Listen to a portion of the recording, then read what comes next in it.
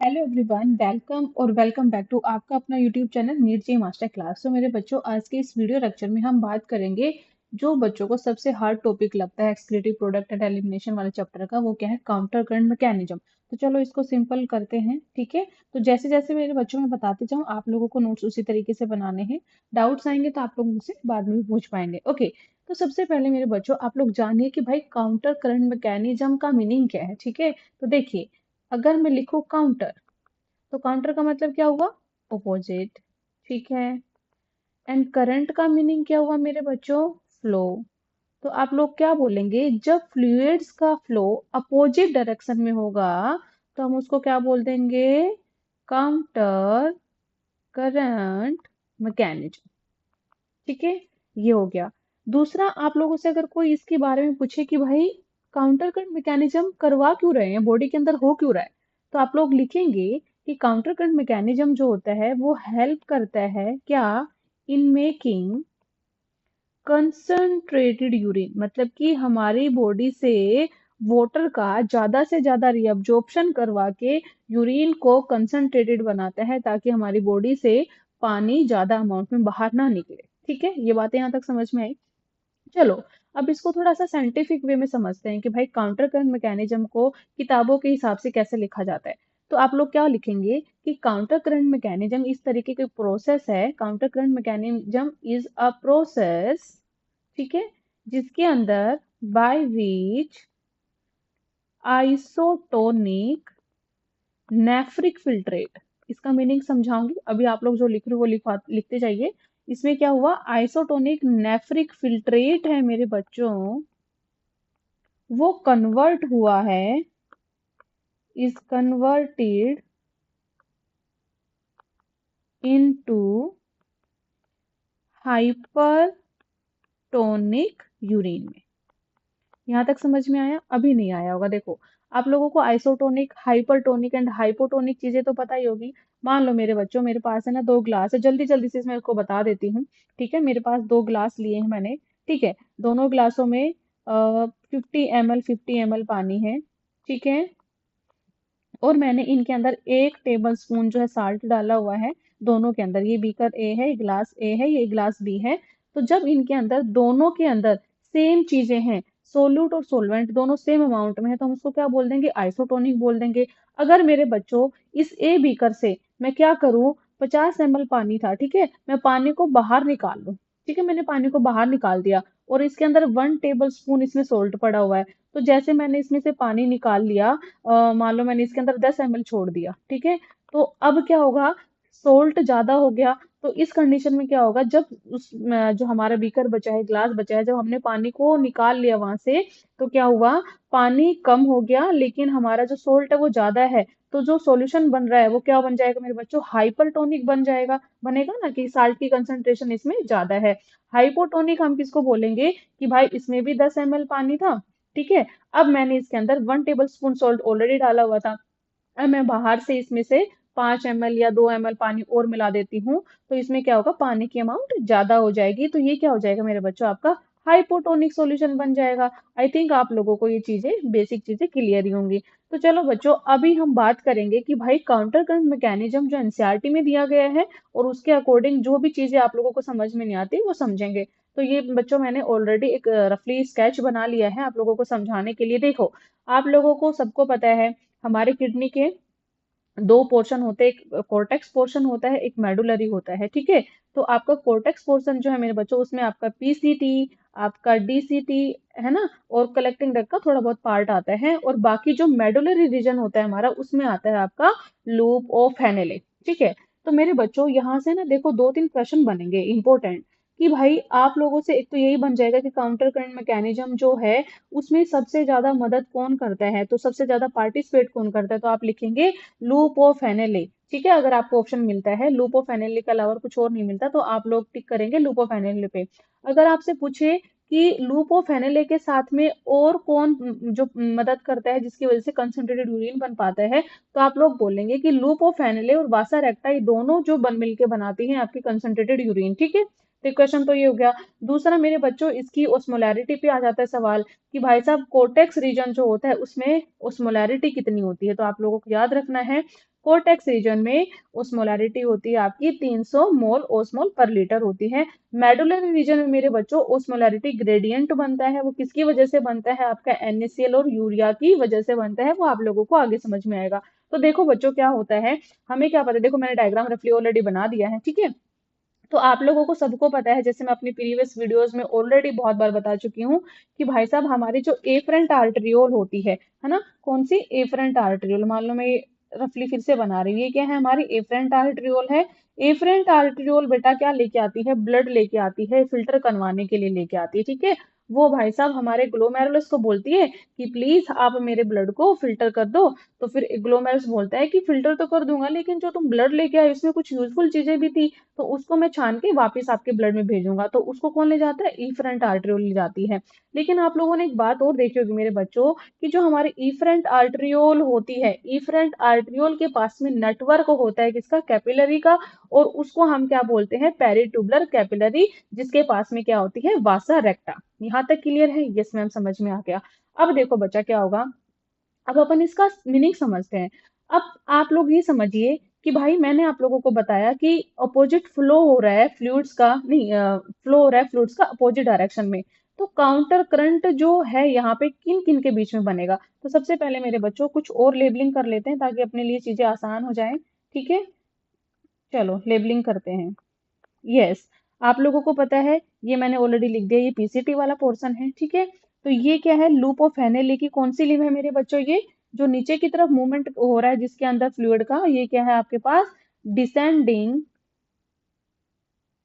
Limb loop of फेनेले है, ठीक है। और जो अपवर्ड मूव करेगा आपका जो फिल्ट्रेट है, ये क्या हो, कौन सी होगी लिम्ब, ये वाली, इधर लिख लेते हैं, ये होगी आपकी असेंडिंग लिम्ब लूप ऑफ फेनेले। यहाँ तक क्लियर है, ठीक है। तो मेरे बच्चों देखो, अगर मैं फिल्ट्रेट का, देखो ऐसे फिल्ट्रेट आएगा, ठीक है। तो ये देखो आप डायरेक्शन देखना फिल्ट्रेट की, ये डाउनवर्ड मूवमेंट हो रहा है, और जैसे जैसे फिल्ट्रेट ऐसे जाएगा मेरे बच्चों ऐसे, ठीक है, इस तरीके से फिल्ट्रेट आगे मूव कर रहा है। तो अब यहाँ पे ध्यान से देखो, तो आपकी जो लिम्ब लूप ऑफ हैनेल थे, इनके बीच में एक मैकेनिज्म, एक करंट बना, बना ना, काउंटर करंट बनाना, किसके बीच में, आपकी लिम्ब लूप ऑफ हैनेले के अंदर, किस किसके बीच में, descending limb loop of Henle and आपका ascending limb loop of Henle, ठीक है मेरे बच्चों। इसी तरीके से मैं अगर मूवमेंट करवाऊं फ्लूइड का, तो देखो वो आपको सारी चीजें जैसे जैसे मैं एक्सप्लेन करने लगूंगी तब समझ में आएगा। अब यहाँ से ये क्या है आपकी वासा रेक्टा की कौन सी लिम्ब है, ये है वासा रेक्टा की डिसेंडिंग लिम्ब। तो वासा रेक्टा की डिसेंडिंग लिम्ब में मेरे बच्चों कौन सा मूवमेंट हो रहा है, डाउनवर्ड मूवमेंट हो रहा है। फिर ऐसे जो है मूवमेंट होगा, ठीक है। तो अब आप लोगों को ये भी दिख रहा होगा कि भाई एक जो काउंटर करंट बना वो किस किस के बीच में बना, आपकी loop of Henle and vasa recta के अंदर बन गया, ये बना ना, ये वाला बन गया between loop of Henle and limb of vasa recta, ठीक है। थर्ड वाला बनेगा मेरे बच्चों वासा रेक्टा की दोनों लिम्स के बीच में, मतलब कि ये वाली जो रेड पेन से मैंने दिखाया हुआ था, ये मैंने वासा रेक्टा बनाई थी, वासा रेक्टा की ये कौन सी लिम्ब है, ये है अपनी डिसेंडिंग लिम्ब है, किसकी, वासा रेक्टा ऑफ वासा रेक्टा, ठीक है। और ये वाली क्या है, ascending limb of vasa recta, ठीक है। तो आप लोग अब ध्यान से देखिए मेरे बच्चों, यहाँ पे भी एक करंट बन रहा है, कैसे बन रहा है देखो, ये इसकी डिसेंडिंग लिम्ब लूप ऑफ हैनेले के अंदर डाउनवर्ड मूवमेंट है और असेंडिंग लिम्ब के अंदर क्या है, अपवर्ड मूवमेंट है। तो ये वाला भी एक बन जाएगा, ठीक है, डाउनवर्ड वाला। ओके, तो यहाँ पे मेरे बच्चों तीन काउंटर मैकेनिज्म बनेंगे, ठीक है। तो आप लोग पहले यहाँ पे लिख लीजिए कितने मैकेनिज्म बनेंगे, 3 काउंटर मैकेनिज्म बनेंगे, ठीक है। किस किस के बीच में हुआ, पहला तो देखेंगे आप लोग, आपका बिटवीन टू लूप ऑफ एनएलए, ठीक है। कैसे, लूप ऑफ एनएलए में जो आपकी डिसेंडिंग लिम्ब लूप ऑफ एनएलए है, उसके अंदर क्या हो रहा है मेरे बच्चों, उसके अंदर क्या हो रहा है, डाउनवर्ड मूवमेंट हो रहा है ना। और जो आपकी असेंडिंग लिम्ब लूप ऑफ एनएलए है, उसके अंदर क्या हो रहा है, अपवर्ड मूवमेंट हो रहा है। तो हमने यही तो बात करी थी कि अपोजिट डायरेक्शन में फ्लूइड का मूवमेंट हो रहा है, उसी को हम काउंटर करंट बोलते हैं। एक तो इनके बीच में हो गया, दूसरा होगा मेरे बच्चों between two limbs of vasa रेक्टा, इसके बीच में टू लिम्स ऑफ वासा रेक्टा। अब ये भी आप लोगों को समझ में आ गया होगा। इसकी जो आपकी किसकी जो वासा रेक्टा की डिसेंडिंग लिम्ब है ऑफ वासा रेक्टा, मैं शॉर्ट में लिख रही हूँ डिसेंडिंग लिम्ब ऑफ वासा रेक्टा, इसमें क्या है मेरे बच्चों, इसमें क्या हो रहा है, आपकी जो डिसेंडिंग लिम्ब ऑफ वासा रेक्टा है इसमें क्या हो रहा है, डाउनवर्ड मूवमेंट हो रहा है, ठीक है। और आपकी असेंडिंग लिम्ब ऑफ वासा रेक्टा है उसमें क्या हो रहा है, अपवर्ड हो रहा है ना, अपवर्ड फ्लो हो रहा है, मूवमेंट हो रहा है, सॉरी,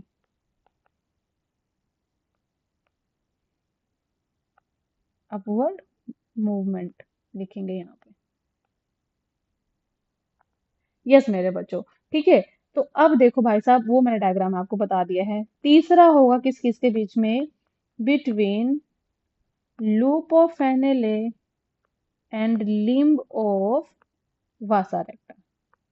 ये चीजें मेरे बच्चों आप लोगों को याद रखनी है। चलो डायग्राम पे वापस चलते हैं, ठीक है। ये आप लोगों को समझ में आ गया होगा। अब मैं आप लोगों को बोल रही हूँ भाई, मैं जो है सबको पता है कि ब्लड जो है आपका नीचे की तरफ मूव कर रहा है, मतलब कि आपका पीसीटी की से वहां से आके आपके मेडुला रीजन में वो एंटर करेगा।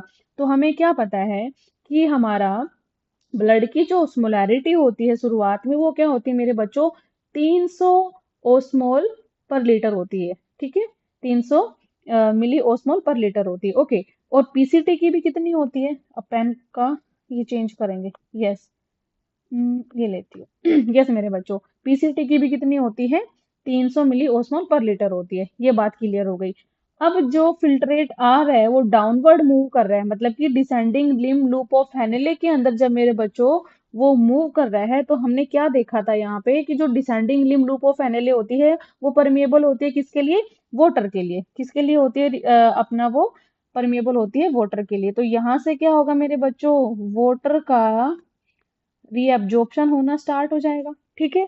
अब देखो मैंने क्या बताया आप लोगों को कि किसी भी चीज के अंदर से जब हम लोग वाटर को निकालने लगते हैं, इसके साथ साथ में आपका सोल्ट भी आ रहा है, तो जैसे ही मैंने उसके अंदर से वाटर निकालना स्टार्ट करा मेरे बच्चों, तो उस मोलैरिटी चेंज होगी ना, मतलब कि पहले 300 थी आपके कोर्टेक्स रीजन के अंदर, ठीक है, आपकी ब्लड की और पीसीटी की सेम थी। अब मैंने पीसीटी ने जो अपना फिल्ट्रेट भेजा आगे की तरफ मूव करने के लिए, जब वो डिसेंडिंग लिम्ब लूप ऑफ हेनेले के पास में आया, तो वहां से क्या हुआ, परमेबल थी वाटर के लिए, उसने वाटर का रिएब्जॉर्प्शन करवाना स्टार्ट कर दिया। तो उस कंडीशन में क्या होगा मेरे बच्चों, osmolarity जो है वो होगी चेंज, ठीक है। osmolarity क्या होगी, चेंज होगी, मतलब कि वो यहाँ पे कितनी हो जाएगी, 400 के आसपास, ठीक है।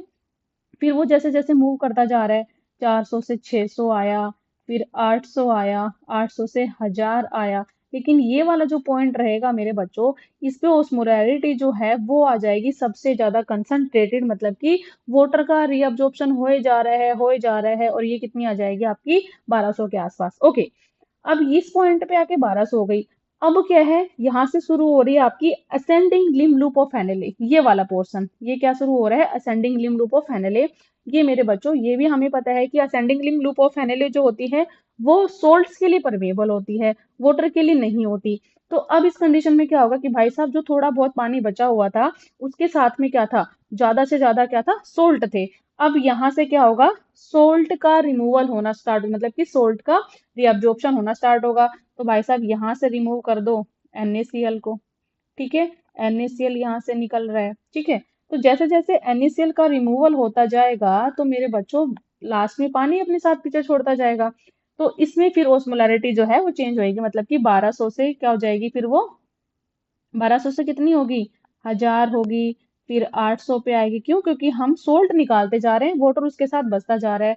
फिर क्या होएगी, 600 होएगी, 600 से फिर 400 होएगी, और यहाँ पे जाके मेरे बच्चों डीसीटी वाले पोर्शन में 300 के आसपास हो जाएगी, ठीक है। अब जैसे ही अपना फ्लूइड पहुंचा डीसीटी के पास में, लगभग जो है वाटर का रिअब्जॉर्प्शन हम कर चुके हैं, ठीक है। आप लोगों को मैंने पहले भी बताया था कि भाई साहब डीसीटी जो होती है ये दो हार्मोन के अंडर काम करती है। कौन कौन से हार्मोन, डीसीटी काम करती है आपका एडीएच हार्मोन, और इसके साथ में वर्क करता है कौन, एल्डोस्टेरोन, ठीक है। अब ये दोनों क्या कराते हैं, ज्यादा से ज्यादा वाटर का रिअब्जॉर्प्शन करा देते हैं, तो आप लोग क्या लिखेंगे कि भाई साहब यहाँ से जो बचा कुचा हुआ पानी था वो भी रिअब्जॉर्ब होना स्टार्ट हो गया है। ठीक है, साथ साथ में ही उसके एब्जॉर्ब हो रहे हैं सोडियम आयन। ओके, तो अब देखो, मैंने क्या बताया आपको, डीसीटी वाले पोर्शन में एडीएच और एल्डोस्टेरोन ने काम किया, वहां से वाटर का रिअब्जॉर्प्शन ज्यादा से ज्यादा हो गया है। ओके, अब डीसीटी ने जो फ्लूइड था वो भेजा किसको, कलेक्टिंग डक्ट को। अब हमारी कलेक्टिंग डक्ट भी क्या कहती है, अच्छा पानी तो भाई साहब इसमें थोड़ा बहुत बचा हुआ है, अगर मैं पानी जितना, अब देखो जितनी ओस्मोलैरिटी से जितना आया था अगर वो यूं का यूं निकाल देगा कलेक्टिंग डक्ट यूरिन की फॉर्म में, तो वो तो डाइल्यूट यूरिन हो जाएगा। लेकिन कभी कभी ऐसी कंडीशंस आती है मेरे बच्चों, जब हम फास्टिंग पे होते हैं तो हम पानी कम पीते हैं, है ना, तो उस कंडीशन में हमारी कलेक्टिंग डक्ट हमारी बॉडी के लिए सोचती है कि थोड़ा बहुत जो पानी है वो उसको यूरिन के साथ बाहर ना निकाल के उसको क्यों ना रीअब्जॉर्ब कर लिया जाए। तो अब भाई यहाँ पे क्या हुआ, कलेक्टिंग डक्ट ने क्या किया, एडीएच के कहने से अब यहाँ पे ओनली एंड ओनली एडीएच काम करेगा। आपको याद रखना है डीसीटी पे दो हार्मोन काम करेंगे, आपका एडीएच एज वेल एज आपका एल्डोस्टेरोन, और कलेक्टिंग डक्ट पे काम करेगा आपका ओनली एंड ऑल एडीएच। अब एडीएच के कहने से कलेक्टिंग डक्ट ने जो बचा कुचा पानी था वो भी भाई साहब रिमूव कर लिया है। ठीक है, वो भी अपने अंदर से रिअब्जॉर्ब कर लिया है, और रिअब्जॉर्ब करने के बाद में बहुत ही ज्यादा कंसंट्रेटेड यूरिन जो है वो रिलीज करवा दिया है। कितना ज्यादा कंसंट्रेटेड यूरिन उसने रिलीज करवाया है, मतलब कि जिसके अंदर कंसंट्रेशन ज्यादा थी, है ना, वो क्या था आपका हाइपरटोनिक सॉल्यूशन था मेरे बच्चों। ठीक है, हाइपरटोनिक हुआ। अब यहाँ पे कंडीशन आती है कि जब हम वाटर का रिअब्जॉर्प्शन करवा रहे थे कलेक्टिंग डक्ट से, तो कलेक्टिंग डक्ट से क्या हुआ मेरे बच्चों, यूरिया जो है, यूरिया बाहर निकलना स्टार्ट हुआ। क्या स्टार्ट हुआ, यूरिया बाहर निकलना स्टार्ट हुआ। क्योंकि देखो हमें क्या पता है यूरिन के थ्रू यूरिया ही बाहर निकलवाना है, लेकिन यहाँ पे हमने एक कंडीशन और पढ़ी थी कि भाई यूरिया जो होता है, यूरिया हमारी बॉडी में कुछ परसेंट अमाउंट में रिअब्जॉर्ब कर लिया जाता है ताकि osmolarity ग्रेडियंट बना रहे। ठीक है, अब जब यूरिया का रीअब्जॉर्प्शन होगा तो है ना, ये कहाँ पे आएगा, यूरिया हमने पढ़ा था ये मेडुलरी इंटरस्टिशियम में आ जाएगा। ये वाला जो हिस्सा है मेरे बच्चों क्या है, मेडुलरी इंटरस्टिशियम है, यूरिया यहाँ पे आ जाएगा। अब जैसे ही भाई साहब यूरिया एक तो इंटरस्टिशियम में ज्यादा है, ठीक है, यूरिया जब इंटरस्टिशियम में ज्यादा था, डिफ्यूजन के थ्रू जो है वो आ गया किसमें, मेडुलरी इंटरस्टिशियम में आया, है ना। और हमारी जो क्या थी, जो अपनी descending limb loop of NL थे उससे हमने क्या रिमूव करवाया था, एनएसीएल का रिऑब्जॉर्प्शन कराया था। तो ये एनएसीएल कहाँ आ जाएगा मेरे बच्चों, आपकी वासा रेक्टा के अंदर आ जाएगा। ठीक है, तो ये वाला एनएसीएल ने एंटर कर दिया है आपका वासा रेक्टा के अंदर। यदि कौन सी लिम्ब है वासा रेक्टा की, वासा रेक्टा की इधर वाली जो है ये वाली, ये वासा रेक्टा की है आपकी डिसेंडिंग लिम्ब। कौन सी है, डिसेंडिंग लिम्ब है, descending limb of vasa recta. ठीक है, और ये वाली क्या है मेरे बच्चों, ये है आपकी असेंडिंग लिम्ब। अच्छा लिखा हुआ है वासा रेक्टा। ओके, तो अब देखो मैंने क्या कहा, यूरिया आ गया आपका भाई साहब मेडुलरी इंटरस्टिशियम में, यहाँ से जो आपकी ascending limb loop of NL थे उसने रिअब्जॉर्प्शन करवाया था, उसके साथ में एनएसीएल बाहर भी निकाला था, वो एनएसीएल आ गया आपका किसमें, वासा रेक्टा की डिसेंडिंग लिम्ब में। अब जैसे ही ये दोनों भाई साहब मिलेंगे तो आप लोग समझ रहे हो कि कंसंट्रेशन ऑलरेडी ज्यादा थी, अब NaCl भी आ गया, यूरिया भी आ गया, कंसंट्रेशन और ज्यादा हो गई। तो कंसंट्रेशन जो है मेरे बच्चों यहाँ पे कितनी थी, कंसंट्रेशन जो है 400 थी। अब हमारी हमें पता है कि जो हमारी वासा रेक्टा है उसको अंदर क्या फ्लो कर रहा है, ब्लड फ्लो कर रहा है ना। तो अब ब्लड क्या करेगा, जैसे जैसे मूवमेंट होगा तो ये जो आपकी ओस्मोलैरिटी थी 400 से, फिर ये क्या होएगी वासा रेक्टा के अंदर, 400 से 600 होएगी, फिर 800 होएगी, फिर 1000 होएगी, फिर यहाँ पे आके 1200 हो जाएगी। तो हमारी वासा रेक्टा के अंदर जो भाई साहब कंसंट्रेटेड बनता जा रहा है, सॉल्ट ज्यादा आते जा रहे हैं, तो अपना ब्लड है वो क्या सोचेगा, हमारी जो अपनी क्या बोलते हैं उसको, रिनल वेन, हाँ, रिनल वेल क्या करेगी, सोच रही है कि भाई अब मैं इस ब्लड को अपने साथ नहीं ले जा सकती, क्यों, क्योंकि उसके अंदर सोल्ट की कंसंट्रेशन ज्यादा है। तो वासा रेक्टा क्या करता है, बोलता है किसको, डिसेंडिंग लिम्ब लूप ऑफ एनएलए को कि भाई प्लीज मेरी मदद कर दे, क्योंकि हमारी रीनल वेन तो ब्लड नहीं लेके जाने वाली, क्योंकि ब्लड का अमाउंट जो था कंसंट्रेशन उसके अंदर साल्ट का वो मैंने ज्यादा करवा लिया है। तो डिसेंडिंग लिम्ब लूप ऑफ एनएलए क्या करेगा, अपने अंदर से वाटर निकालना स्टार्ट कर देगा। ठीक है, वाटर उसने निकाला और वो वाटर किस में आता जा रहा है आपका असेंडिंग लिम लूप ऑफ फेनेले में वाटर आता जा रहा है, तो इसकी वजह से जो कंसंट्रेशन यहाँ पे 1200 हो गई थी, धीरे धीरे जाके यहाँ पे 1000 होएगी, फिर 800 होएगी, फिर कितनी होएगी 600 होएगी, फिर 400 होएगी, ऐसे करके ये सेम उसमें आ जाएंगे। तो मेरे बच्चों हुआ ना आपका, हमने स्टार्टिंग में क्या पढ़ा था कि भाई हमारा जो नेफ्रिक फिल्ट्रेट है वो हमने आइसोटोनिक से हाइपरटोनिक बना दिया। मतलब कि अब यहाँ पे आप लोग एक देखो कि आपकी ब्लड की और जो पीसीटी के पास में स्टार्टिंग में फिल्ट्रेट आया था उसकी ओस्मोलैरिटी 300 थी, तो उसको हमने बोल दिया आइसोटोनिक। आइसोटोनिक से मेरे बच्चों जब ये सारा प्रोसेस हुआ तो यहाँ पे क्या बना था आपका कंसंट्रेटेड यूरिन, जिसको हमने नाम दिया था किसका, हाइपरटोनिक का। तो यही होता है मेरे बच्चों काउंटर करंट का मैकेनिज्म, मतलब कि हमें जो है फिल्ट्रेट को आइसोटोनिक से हाइपरटोनिक यूरिन बनवाना होता है। समझ में आया? फिर भी आप लोगों को कोई दिक्कत लगी हो तो मेरे बच्चों बता देना मुझे, मैं दोबारा उसको एक बार फिर से बता दूंगी। आई थिंक मैंने बहुत अच्छे से समझा दिया है, मैं दोबारा इसको एक बार रिकैप करवा दूंगी। इसके पहले मैं आप लोगों को कुछ एक दो बातें और बता देती हूँ जो शायद मैंने नहीं बताई हो। ठीक है, तो आप लोग बोल सकते हैं कि अगर NaCl और यूरिया की concentration, if both concentration medullary interstitium high, then H2O comes out from the filtrate और यूरिन जो आपका कंसंट्रेटेड बन जाता है। यही मैंने बताया था आप लोगों को कि बेटा जब NaCl और यूरिया की कंसंट्रेशन मेडुलरी इंटरस्टिशियम में ज्यादा होने लगती है तो वाटर बाहर आने लगता है, किससे, आपकी डिसेंडिंग लिम्ब लूप ऑफ एनिले थे वहां से।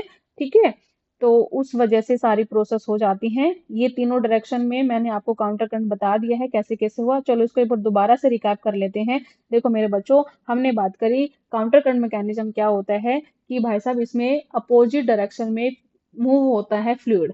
ओके, फ्लूइड मूव होता है अपोजिट डायरेक्शन में। ठीक है, तो मैंने यहाँ पे पीसीटी वाला पोर्शन में नहीं बना रही, मैं डायरेक्टली अभी ये बना रही हूँ आप लोगों के लिए। ये हमारी क्या है, डिसेंडिंग लिम्ब लूप ऑफ फेनेले। ठीक है, ये क्या है हमारी असेंडिंग लिम्ब लूप ऑफ फेनेले। ठीक है, डिसेंडिंग लिम्ब लूप ऑफ फेनेले में फिल्ट्रेट जो है आपका डाउनवर्ड डायरेक्शन में मूव करता है मेरे बच्चों, इस तरीके से।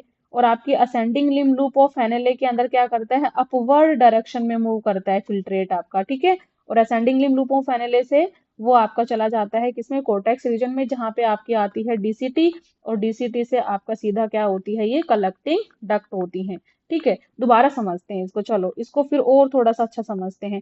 अब यहीं से इसके पैरेलल में क्या होती हैं, आपकी होती है मेरे बच्चों वासा रेक्टा होती है ये। ठीक है, वासा रेक्टा कहाँ से आई क्या है वो मैं ऑलरेडी बता चुकी हूँ। ठीक है, अब वासा रेक्टा की भी दो लिम्स है मेरे बच्चों। कौन सी, वासा रेक्टा की इधर वाली लिम्ब को हम क्या बोल देंगे, डिसेंडिंग, ये क्या है, descending limb of vasa recta. ठीक है, जिसमें फिल्ट्रेट मूव कर रहा है मेरे बच्चों डाउनवर्ड डायरेक्शन में। ठीक है, और यहाँ से जब फिल्ट्रेट आपका बाहर की तरफ जा रहा है, ऊपर की तरफ जा रहा है, तो ये वाली कौन सी लिम्ब बनेगी आपकी, असेंडिंग लिम्ब बन जाएगी, असेंडिंग लिम्ब ऑफ आपकी वासा रेक्टा। ठीक है, सारा जो पंगा हुआ वो क्या करवाना है हमें, कंसंट्रेटेड यूरिन बनवाना है भाई। ठीक है, तो अब यहाँ पे कंसंट्रेशन ग्रेडियंट जब बनेगा तभी सारी प्रोसेस आगे चलेंगी। ठीक है, तो हमें क्या पता है कि हमारे ब्लड की ओस्मोलैरिटी 300 मिली ओस्मोल पर लीटर है, और हमारे पीसीटी के अंदर जो फिल्ट्रेट आया उसकी भी 300 है।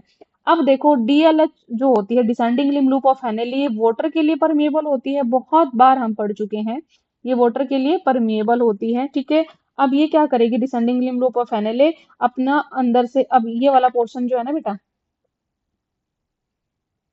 ये वाला पोर्शन ये क्या है, मेडुलरी इंटरस्टिशियम है। ठीक है, अब देखो ये वाटर के लिए परमेबल है, मतलब कि इसने यहाँ से वाटर का रीअब्जॉर्प्शन स्टार्ट कर दिया है।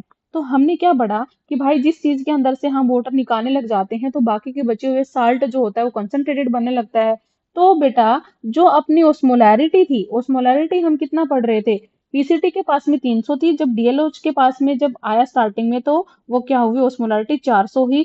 400 के बाद से जैसे जैसे पानी निकलने लगा वहां से मेरे बच्चों 400 से 600 हो गई है, 600 से 800 हो गई, 800 से 1000, और इस वाले पॉइंट पे आके कितनी हो जाती है वो, 1200 हो जाती है। ठीक है, 1200 ओस्मोलैरिटी होगी।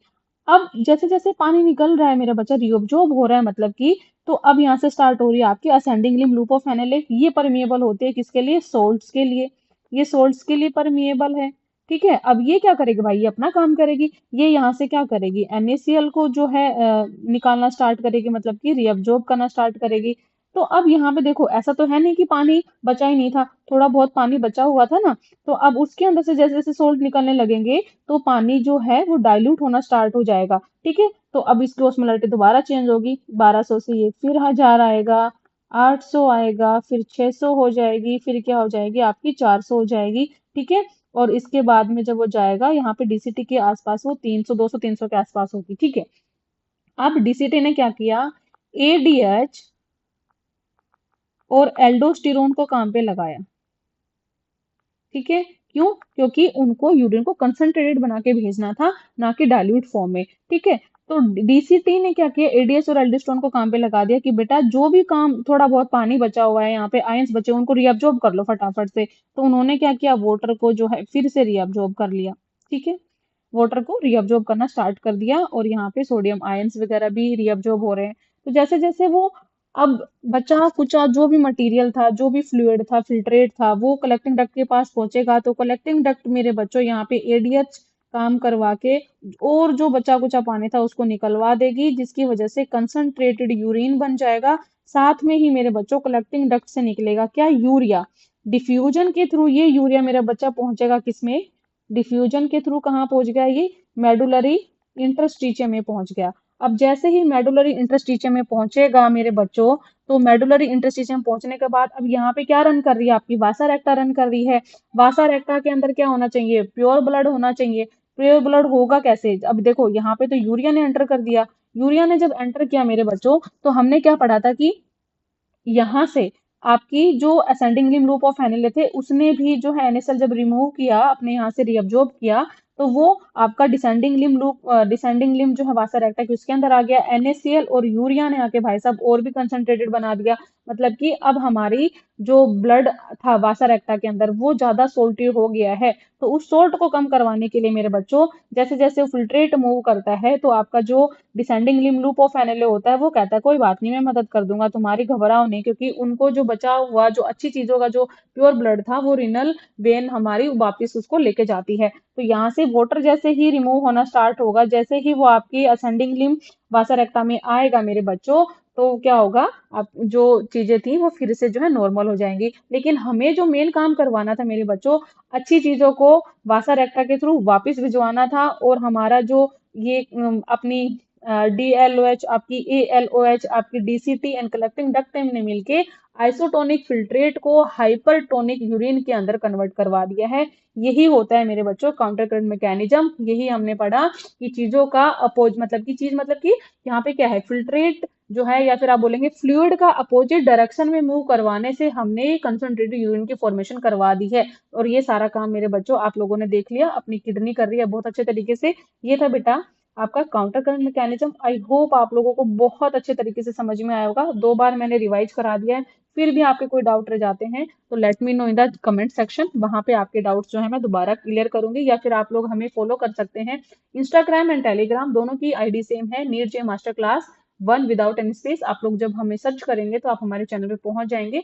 वहां पे आपके एनी टाइम आप लोग अपने डाउट पूछो। और इसके जो अदर लेक्चर्स है मेरे बच्चों वो मैंने प्लेलिस्ट में डाल रखे हैं, प्लेलिस्ट चेकआउट कर लेना। बाय बाय, मिलेंगे अगले वीडियो में।